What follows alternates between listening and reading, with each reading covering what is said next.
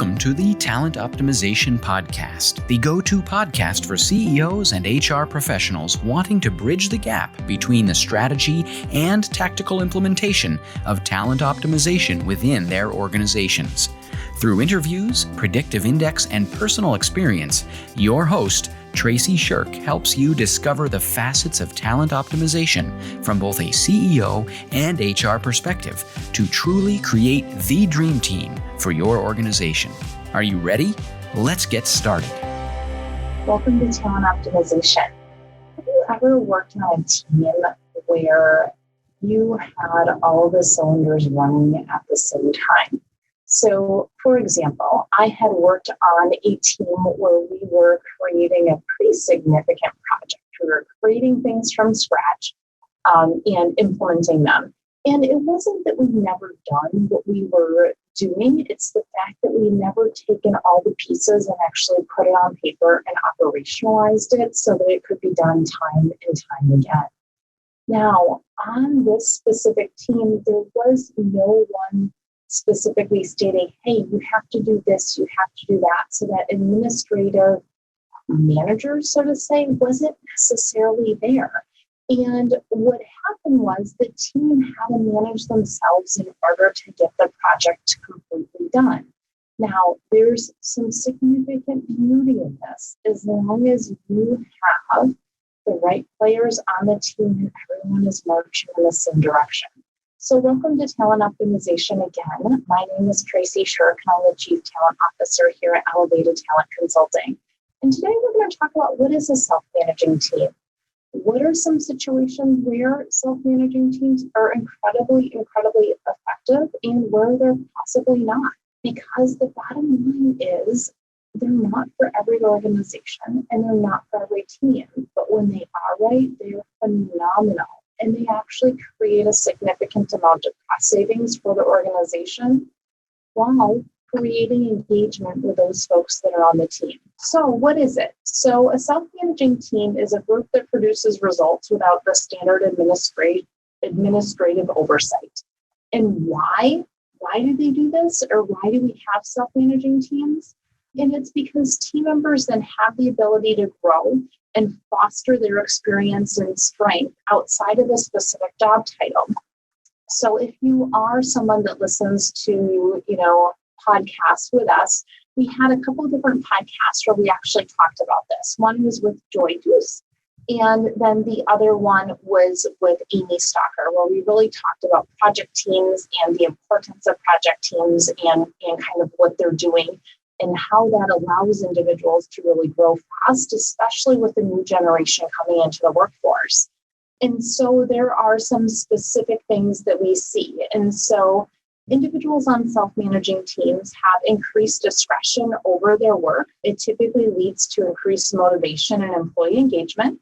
It increases freedom to complement other skills. And then those team leaders have the ability to really ensure that they're focused on the why and the specific results versus the how are we getting this thing done, right? So there's times where we need very specific standard operating procedures, but then there's times where we really need to allow the innovation and agility to come into those teams as we're creating new areas. Well, again, so much of this depends upon the strategy that is being implemented and what's specifically needed based on the results. And so, what we find with self-managing teams is it does increase productivity by 15 to 20%. It typically increases customer satisfaction, sales, and service, and it decreases returns. So let's talk about what that looks like, right? So if you have a self-managing team that has the authority to make decisions, so let's say that they are customer service and, they essentially are given a box that says, hey, our ultimate goal is to make the customer happy. There's some parameters to this, right? And so here's what those parameters are. But within that, your ultimate goal is to ensure that we have customer satisfaction, to ensure that that customer returns, and that they tell all their family and friends about what we're doing. Now, how you go about doing that may change based on the situation of the call that you receive. And the other thing that self-managing teams do is they increase employee commitment because they can be more involved in the process, right? When we can be more involved in a process and have some input into what that looks like, we're engaged in it because we can see, yeah, I did that. And that had an impact. The other thing is that, the leadership then has the ability to lead, but your administrative piece of it, of managing that person versus, saying, hey, we're going to lead this team to get these key objectives met. It's a very different approach. And so that's the why of having self-managing teams. Now, are there downsides to this? Absolutely. And one of the biggest downsides is if the team is not designed appropriately, guess what? It will fail. And so often, I think when we look at creating self-managing teams, they aren't done because sometimes it's hard. It's hard to create those self-managing teams if we don't have really, really clear objectives. So we're going to walk through a set of different kind of criteria for how do you design this team? What does that look like based on the strategy that you're implementing? What are some of those, attributes of individuals on those teams in order to do that? So when we go to create a self-managing team, or really any team, right? It doesn't necessarily have to be a self-managing team, but any team, we want to start with the strategy of how we're going to design that team. And the first thing is, what are we doing? What's the mission? Why are we here, right? And if we all know what that mission is and why we're here, we can align to that. So for example, at Elevated Talent, we believe elevate people and optimize business, right? So that's really what we're all about. We're about elevating the individuals inside of the organizations that we work with to optimize those businesses to really meet their business results. We believe that every individual has a right and a choice to be fulfilled in the work that they do. And as managers and leaders inside of organizations, we have an obligation to create the container for those staff to be fulfilled in their work. And yes, it is an and it's a big and to meet the business objectives, right? So everything we do here at Elevated Talent goes specifically towards that. And when we have a common why, and we can all agree with this is what we're all here to do, then the how we do the work isn't necessarily as important because we know why we're doing it and we're all committed to those results. And then what we're looking at is we're looking at what are the results that we're aiming for and really having clarity around what those results are. So those results may be that we are, we're going to complete a new product that will be developed and implemented by XYZ date. This product must have these 3 key attributes to it based on the research that was done from our client base, right? That's one thing. It could be in manufacturing. It could be, hey, we want to implement a process that actually reduces the lead time and reduces the time to move things through the line. Or, you know what? We actually believe that we have more staff than we really need. And what that's doing is that's creating bottlenecks in the process because there's too many people involved, and we can start to automate some of that.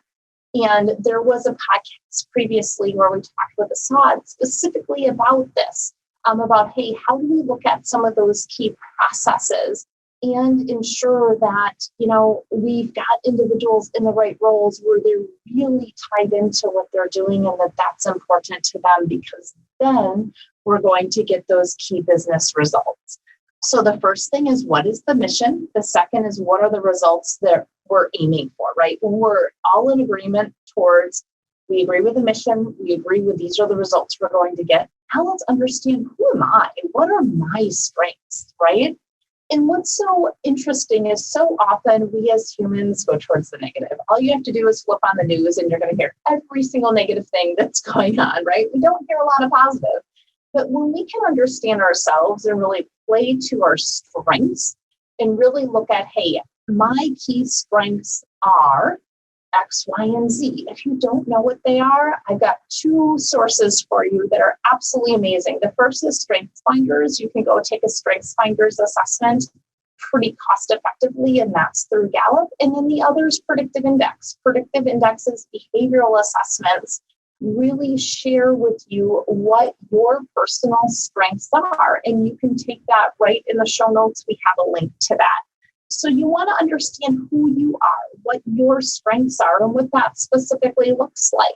And there's really a couple key areas that we look at. One of those is, what type of a leader are you? Do you lead specifically through a team, or do you lead individually? We look at your communication style. Do you like to communicate, and in that communication helps you to think through problems?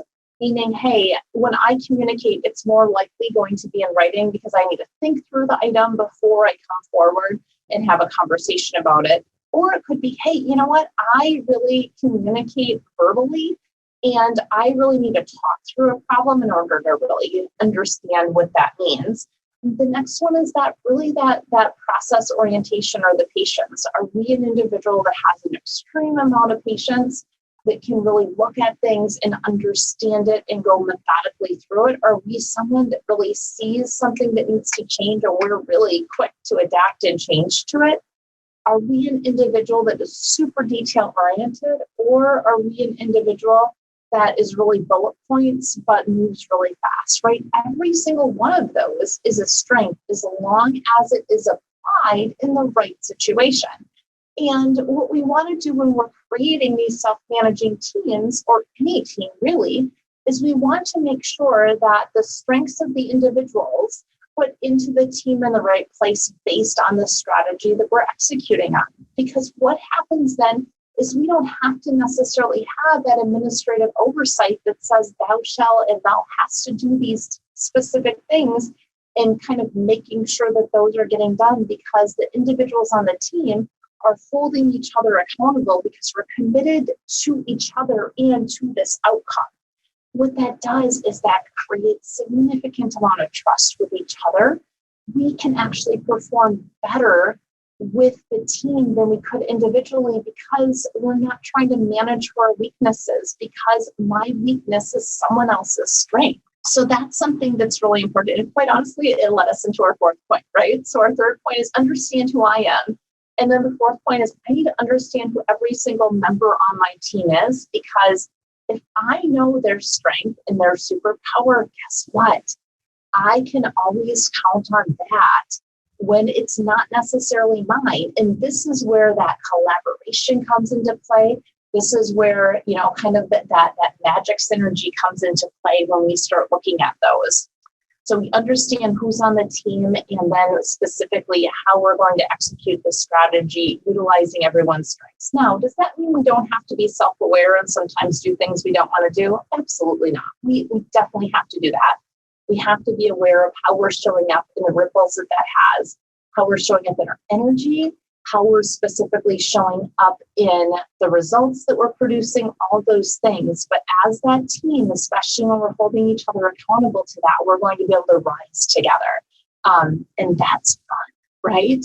And then one of the last things we look at with self-managing teams is who has what role. And so there's a method out here called the RACI method, and I'm going to kind of run through what the RACI method is. But one thing that's really important with this RACI method is that you don't always have to have that specific same role. But what's important is, especially when you're in a self-managing team, at some point the buck has to stop with somebody. We need to know who's responsible for certain things, who's accountable for certain things, who needs to be consulted at times to provide input into that, and then who do we need to inform? Who do we specifically need to inform and let know what's happening? And so when we have self-managing teams, a lot of times we're informing someone at that senior management level, because the project that we're working on within our self-contained team has a business impact that other teams are reading on those results. So we may need to inform someone outside of the team, whereas inside the team, we have things that we're absolutely responsible for. And that's the person that's actually doing the work, right? And a lot of times there's several people that have responsibilities within the project. And then we have who's accountable for it. Typically, this is one person. There's one person accountable to make sure we hit a deadline. And guess what? We typically want that person to be pretty detail oriented. We need that person to ensure that they can drive us towards that result, that they're, that we can make sure that that thing is done on time with the I's dotted and the T's crossed, right?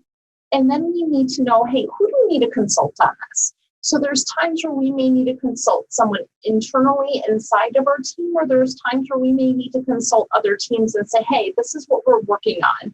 Is there certain things that you see from where you sit that we're not seeing because it's, we're not looking for it? So those are the 4 areas. Again, responsible. There's several people that are typically responsible. Accountable. There's one person that's accountable to get the thing done. It doesn't mean they're doing it, but they're accountable to make sure it gets done. We have the folks that are consulted, and there can be several different individuals that are consulted in several different departments. So, for example, you may need to consult someone in accounting or someone in engineering or someone specifically in sales as you're developing these key items. And then who needs to be informed of the progress. So as we look at creating self-managing teams, and as you say, hey, do we already have self-managing teams inside of our organization? There's a couple key things you really want to be aware of. And that is, defining what a self-managing team is, ensuring that you know the why you're doing it, that you know what the result is that you're leading towards, that you're designing the team with purpose. So what are we executing on? Who's on the team and how are they going to play together? And then as we get to very specific projects that are being done, who's responsible for what, who needs to be informed, who needs to be consulted, and who's ultimately accountable. So with that, we'll close this podcast as we close all of our podcasts, right? What is one key actionable takeaway for our executives listening in? And that key takeaway today is, do you have self-managing teams inside of your organization? And so often I find when I'm consulting with employers that they absolutely do, but they're not necessarily aware of it, or they want to, but they haven't set that process in place. So that key takeaway is make sure you're designing your teams intentionally. And then that key takeaway for human resources is be creative in what you're looking at and how you are elevating your people to really get that business result. Remember, you need to have a strong people strategy inside your organization, because that people strategy really is the bridge between the business strategy and your business results.